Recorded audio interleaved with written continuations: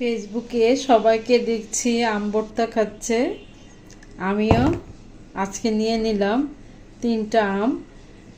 খুব খেতে ইচ্ছা করছিল, ফ্রিজ ঘেটে আম পেয়েছি। আর এখন আমি এই আমগুলোকে ধুয়ে নিয়েছি, এখন গ্রেটার দিয়ে গ্রেট করে বানিয়ে নিব। আমগুলো আমি ছিলে নিয়েছি, এখন এই গ্রেটারটার সাহায্যে আমি গ্রেট করে নিচ্ছি।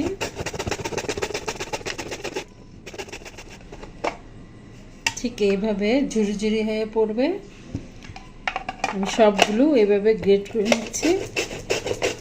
আমার আমগুলো ঝুরি করে ফেললাম, কখন খাবো আমার মুখে পানি চলে আসছে। এখন আমি ভর্তাটা বানিয়ে নিব।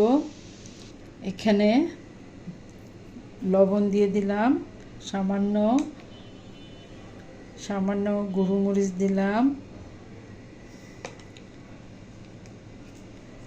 হাফ শুকনো মরিচ, এটা আমি একটু আগুনে পুড়িয়ে নিয়েছি, এতে ফ্লেভারটা অনেক ভালো লাগবে।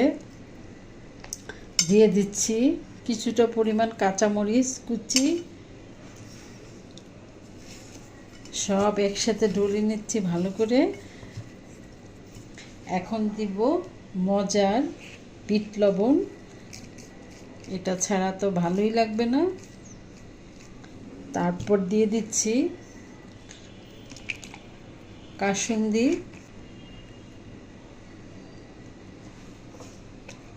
তারপর দিয়ে দিচ্ছি চিনি। আমি একটু টক মিষ্টিটা পছন্দ করি, দিয়ে দিলাম।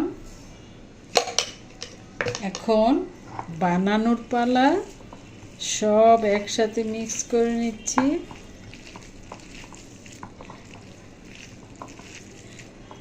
আমার মনে হচ্ছে কাসুন্দিটা আরেকটু লাগবে, আরেকটু দিয়ে দিলাম।